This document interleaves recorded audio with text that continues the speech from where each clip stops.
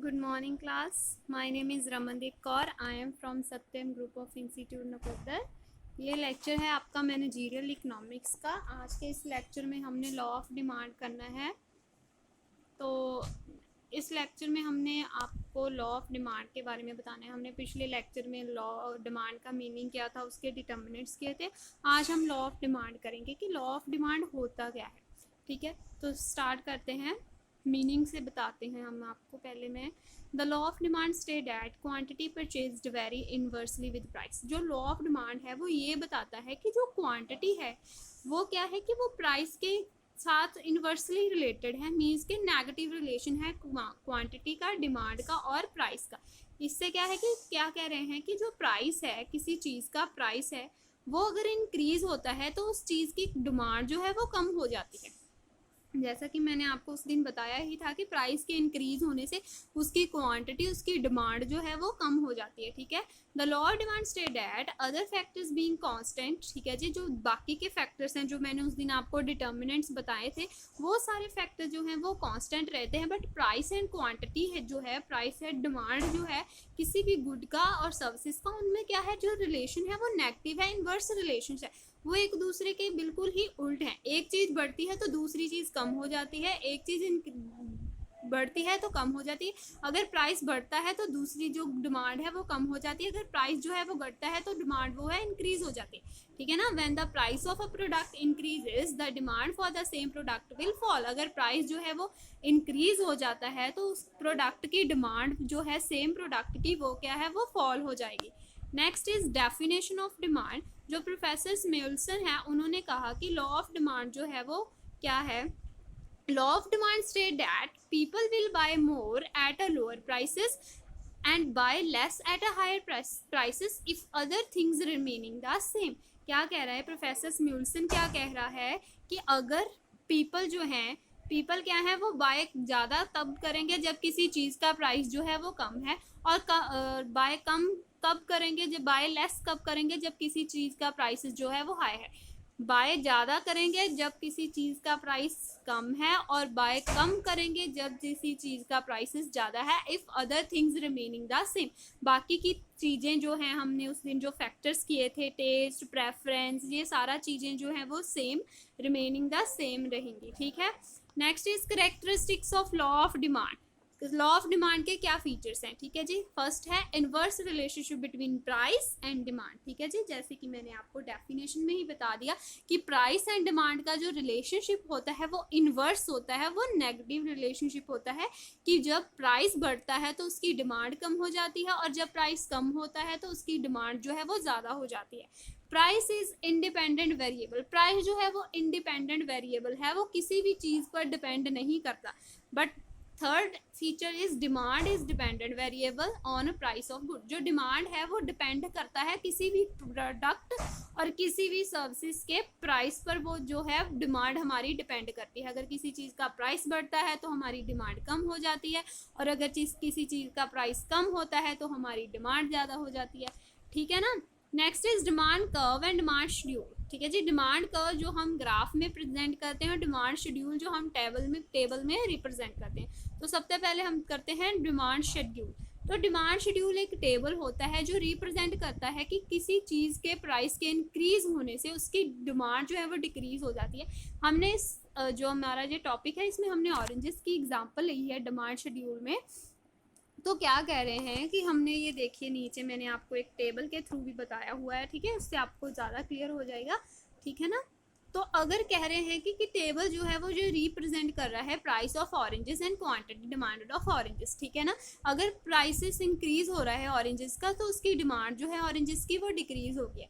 For example देखिए कि if the price of the oranges is 5, अगर ऑरेंजेस का प्राइस 5 है तो people are willing to buy 10 oranges. तो पीपल क्या है, वो विलिंगली क्या है, वो 10 ऑरेंजेस ले सकते हैं। बट अगर उसका प्राइस जो ऑरेंजेस का 5 से 6 हो गया, इंक्रीज हो गया, तो पीपल जो है उनकी डिमांड जो है सिर्फ वो भी क्या है, वो कम हो जाएंगी। टू बाय ओनली 10, सॉरी यहाँ पर 8 आना था बाय मिस्टेक, यहाँ पर 10 है, तो आप लोग यहाँ 8 कर लीजिए, स्टूडेंट 8 कर लीजिएगा। ठीक है ना। तो यहाँ पर क्या होगा कि people are willing to buy only 8 oranges. This table shows that the increase in price of good.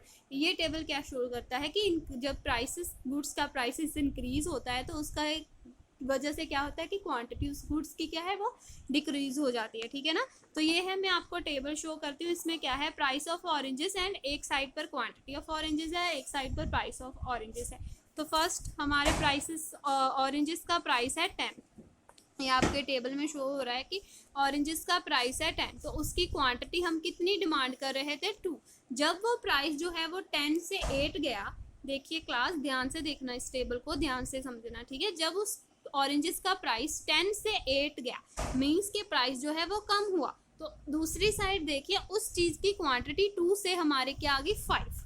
तो ये क्या है, ये इनवर्स रिलेशनशिप ही है कि प्राइस जो पहले प्राइस 10 था तो हम क्या है क्वांटिटी 2 ले रहे थे, बट अब प्राइस जो है कम हुआ तो हमने क्वांटिटी अपनी ऑरेंजेस की बढ़ा दी, हमने वो क्या कर दी 5। नेक्स्ट देखिए, और देखिए नेक्स्ट प्राइस ऑफ ऑरेंज 8 से आ गया 6, डिक्रीज हो गया और डिक्रीज हो गया प्राइस, तो उससे हमारी क्वांटिटी क्या है वो इंक्रीज हो गई। देखिए वो 5 से 8 चली गई क्वांटिटी, ठीक है ना। तो नेक्स्ट इज प्राइस 6 से 5 आ गया, प्राइस जो है 6 से 5 हो गया। तो अब हमारी क्वांटिटी है वो देखिए क्लास वो चले गई 10 पर, ठीक है, वो चले गई 10 पर, ठीक है ना। तो प्राइस जब डिक्रीज हो रहा था तो उधर दूसरी साइड हमारी क्वांटिटी है वो अप हो रही थी, वो इंक्रीज हो रही थी, ठीक है ना। तो अब मैं आपको बताती हूँ डिमांड कर्व। डिमांड का क्या होता है, ग्राफिकल प्रेजेंटेशन देनी, लॉ ऑफ डिमांड की ग्राफिकली प्रेजेंटेशन देनी, ठीक है। ये देखिए आपके स्क्रीन पर ग्राफ आ रहा है ना, तो ये क्या है हमारा डिमांड कर्व है, इससे भी हम समझ लेते हैं, ठीक है ना। तो ये देखिए एक साइड पर y ली हुई है, एक साइड पर x लिखा हुआ है। तो जो y साइड है उसे हम x एक्सिस बोलते हैं, और दूसरी साइड जो है जो y जिस साइड पर y है उसे हम y एक्सिस बोलते हैं, और जिस साइड पर x है उसे हम x एक्सिस बोलते हैं। तो एक साइड पर देख लीजिए y एक्सिस पर हमने क्या लिया है, प्राइस ऑफ ऑरेंजेस, और दूसरी साइड पर हमने क्या लिया है, क्वांटिटी डिमांडेड फॉर ऑरेंजेस, ठीक है ना। तो देखिए सबसे ऊपर देखिए y एक्सिस पर जब प्राइस था 10, ठीक है ना, जब प्राइस था 10 तो हमारी डिमांड जो है वो कहाँ पर आ गई 2 पर। जो हमारी डिमांड थी वो बहुत कम थी, वो थी 2 पर। बट जैसे ही हमारा देखिए प्राइस 8 हुआ, ठीक है ना, जब प्राइस 8 हुआ तो हमारी डिमांड जो है वो कितनी चले गई 5 पर। जैसे ही प्राइस 6 हुआ डिमांड चले गई 8 पर, जैसे ही प्राइस 5 हुआ तो डिमांड चले गई 10 पर। ये कर्व क्या है, डाउनवर्ड स्लोपिंग है कि प्राइस डिक्रीज होने से जो हमारी डिमांड है वो धीरे धीरे क्या है वो इंक्रीज हो रही है। तो आपको पता चल गया कि इसमें क्या है, इनवर्स रिलेशनशिप है, प्राइस एंड डिमांड में जो है वो नेगेटिव रिलेशनशिप है।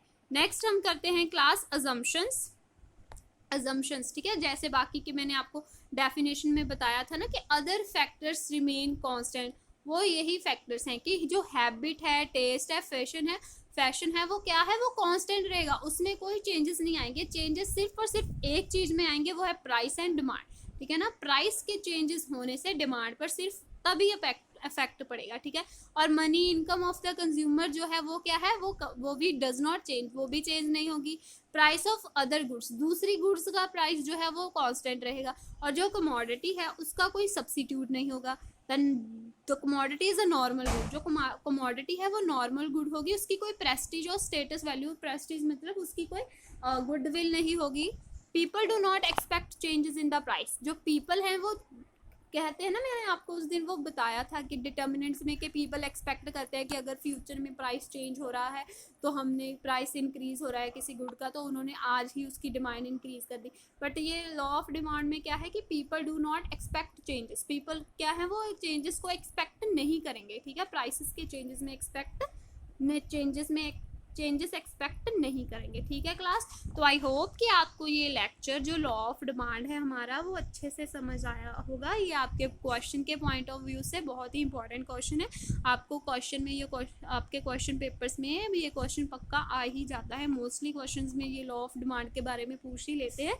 तो आपको ये जो कंसेप्ट है वो बहुत ही क्लियरली उसको समझना है। अगर आपको इसमें वीडियो में ये नहीं समझ आया तो आप मुझे मैसेज कर कर कॉल कर कर आप मुझसे पूछ सकते हो, तो मैं आपको जो भी आपका डाउट होगा मैं आपको क्लियर करूँगी। सो होप क्लास आप मुझसे प्लीज़ क्वेश्चन जो है वो पूछिएगा। तो thank you class. Next lecture में हम हमारा नेक्स्ट टॉपिक करेंगे। पहले आप ये जो टॉपिक है उसको अच्छे से क्लियर कर लेना। Thank you class.